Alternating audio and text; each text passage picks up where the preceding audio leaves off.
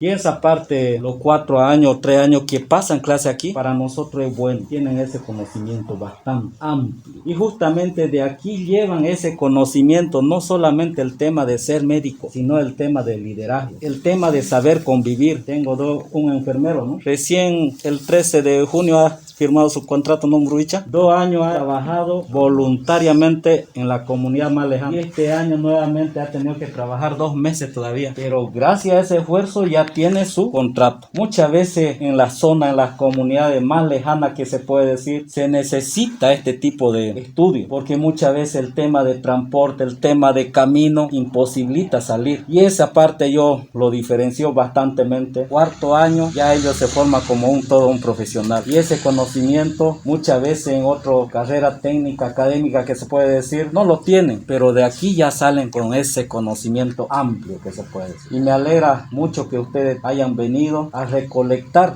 el tema de diagnóstico, que hay una ley donde lo ampara, también hay una ley donde no ampara. Y bien lo decía aquí la Umbruicha Milena, ¿no? La 070 lo conocemos bien. Todo lo conoce cómo está. Aparte de eso, nosotros igual tenemos otra ley que nos faculta. Y eso es lo que hay que trabajarlo. Más que todo yo pedirle a Umbruicha Marino, también aquí mi estimado Francesco, todo lo que estamos aquí de la otra Consejo de Capitanes de Tarija. La unión hace la fuerza y sobre todo el trabajo coordinado. Cuando uno lo coordina, el trabajo todo sale bien, no hay esa indiferencia. Tal vez un poco he pensado igual lo que usted decía, te doy esto pero ustedes hacen esto. Ojalá que no sea así, ¿no? Creo que lo están diciendo que no va a ser así. Me alegra mucho. Eso es lo que se quiere, a eso hemos venido. Y más que todo el apoyo va a estar. Y Dios quiera que el tema de diagnóstico, la propuesta sea lo más antes posible como ustedes. Nosotros como zona sí o sí vamos a estar. Y más que todo, el tema de autogestión es lo que han venido realizando la escuela de Tecovecat. Mi estimado Francesco, su tanque de 5.000